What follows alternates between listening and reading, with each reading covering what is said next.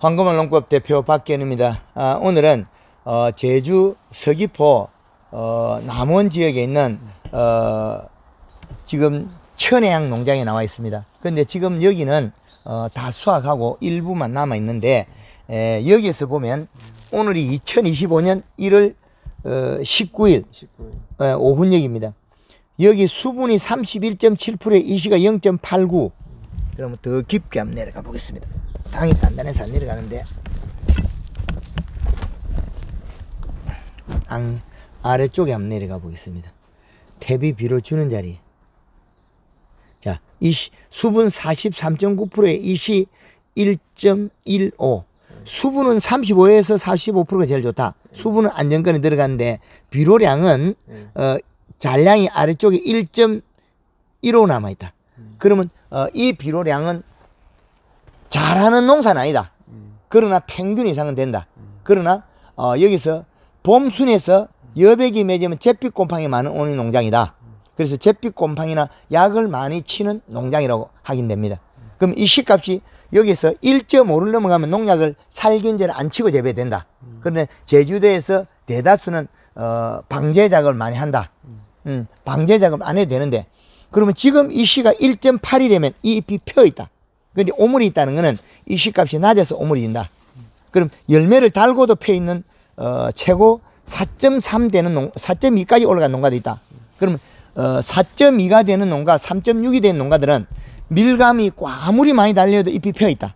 그럼 해글이 없는 농장이다. 그러나 여기는 약간 해글이 성질도 약간 노화될 수가 있다. 그 말은 여기서 봄순이 가늘다. 여기 있는 봄순이. 여기에 열매를 열고 이 봄순이 예비지 봄순이 굵어야 되는데 봄순이 가늘다는 거. 그럼 봄순이 굵은 거는 여름에 난 순밖에 없다는 거죠. 여름에 순이 나면 일이 많아요. 왜 그러냐면 요 가시가 길기 때문에 천혜향의 가시 때문에 일이 또 잘라야 되는 단점이 있는데 봄순을 굵게 만들어야 되는데 봄순이 원했던 것보다 살짝 약하다. 그러면 열매가 열어도 이렇게 대과의 확률이 조금 줄어든다. 그럼 대과가 나오려고 하면 이 비료량이 더 늘려야 된다. 그리고 바닥으로 보면 열매를 따서 이제 가지를 잘란 것들이 좀 많이 보입니다. 여기에 청태가 끼어 있고 나무가 청태가 끼어 있다. 이 말은 이 가원에 인산이 너무 많다. 그리고 인산만 많으냐? 잎 끝에 노릇노릇한 건 가리 가다된 농장이다. 그럼 가리 가다된 농장들은 끝이 꼬인다. 잎이 요렇게 끝이 빼빼 꼬인다. 끝이 꼬이고 지금 비료를 더 먹이고 영양을 더 먹여서 이 잎을 펴야만이 내년에 봄순이 크다. 봄순이 커야만이 해마다 과일이 해글이 갖고 좋아지는데 봄순이 약하다. 그래서 여기에 보면 요거는 묘목을 심었는데 묘목에서 인산이 이렇게 다 튀어나왔어요. 청태가 여기까지 청태가 나와 있다. 그런데 과실이 작은 거는 당연하다. 왜 작으냐? 봄순이 작게 나오고 여름 도장지가 많이 나온다. 그 말은 봄에 연면십이 영양제를 안 치기 때문에 일어난 일이다. 그리고 가리가 계속 튀어나온다. 그리고 여기서 보면 또한 이것도 전 작게 나무에서 고접을 했는데 그러면 여기에 보면 수지병이 일어났다. 그건 도장지에서 여백이 내려와서 병을 만들었다. 수지병은 병이 아니다. 비료를 적게서 일어난 일이다. 도장지에서 물방울이 타고 내려가서 그 물방울 속에 들어있는 아미노산 단백질 때문에 그렇다. 여기 농장에서 보면 여름순이 많이 돋아있기 때문에 이 여름순에서 병을 일으키는 아미노산 단백질이 흘러나온다는 거죠. 그럼 이 시값을 더 올려야 된다. 비료를 더 줘야 되는데 이 토양 분석에서 앞으로 이 농장에서는 요소만 주면 되겠다. 토양의 인산가리가 없어질 때까지. 그리고 여기 보면 퇴비 준 흔적이 있는데 여기에 퇴비를 주어서도 안 된다. 퇴비를 계속 주는 것 같으면 나무가 더 노화돼 버린다. 이 어린 나무에다가 퇴비를 줘가지고 나무를 못 살게 한다. 주인이 퇴비를 주면 아주 소량으로 줘야 되는데 이렇게 많이 줘가지고 나무가 베베 꼬여. 이런 형태를 만들어서 재배 기술을 제주도에 가지고 있기 때문에 농업의 기술과 매뉴얼이 부적합하다. 제주 전체에서. 그래서 요런 것이 나타나고 잎이 베베 꼬이가 쌀이 빗자루처럼 되는 거, 요 형태. 요거는 퇴비를 많이 주면 나타난다. 소금기 때문에.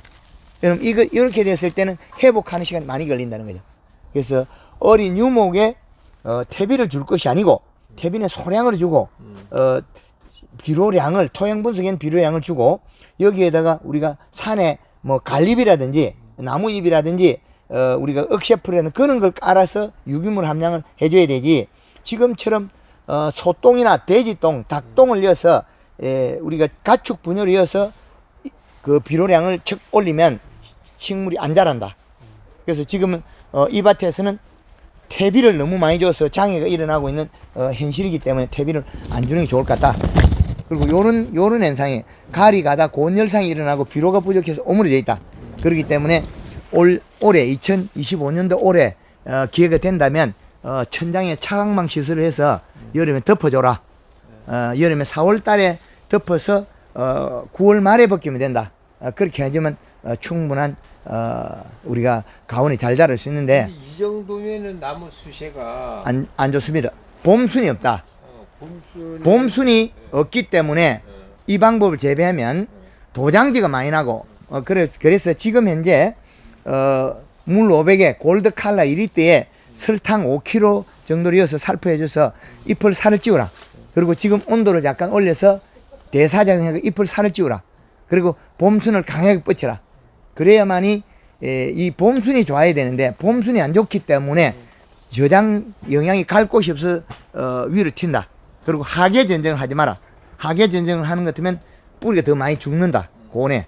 그래서 여름 전쟁이 정말 안정화된 나무에서 일부 조금 할 수 있으나 열매가 달려가지고 좀 우리 탱자만큼 큰 상태에서 여름에 자른다는 거는 아주 그 잘못되는 행위가 많기 때문에 해서는 안 된다.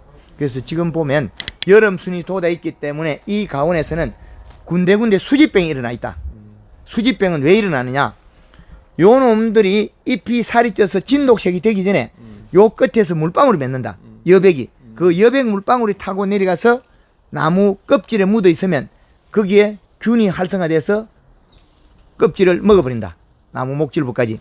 그렇게 일어나기 때문에 수지병은 비료가 부족해서 그렇고 여백을 3일 만에 한 번씩 이 천장의 쿨러로 맹물 11회품 씻어버리면 없다. 이런 현상도 역시 가져올 수 있습니다. 그런데 이런 내용들이 유튜브에 많이 방송했는데 제주도에 아직까지 기술이 보급 많이 안 돼서 그 품질과 생산량이 부족하다. 제주 전체에서.